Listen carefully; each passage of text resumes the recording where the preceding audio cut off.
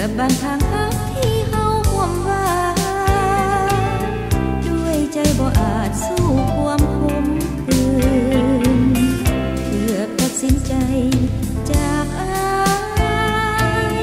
น้องจนจะกลายเป็นของคนอื่นเกือบทนบ่ไหวไทยสุดฝืนมาซาเพียงคืนก็คงขาดกันคอยน้องทนคอยมาตั้งนานปีจากนั้นมาเป็น7 ปีหัวใจน้องนี่ยังมั่นหากเดียวสื่อตรงหวังว่าจากวันส่วนบุญที่น้องสร้างนั้นคงมีวันสนองหากมาช้าไปจากน้อย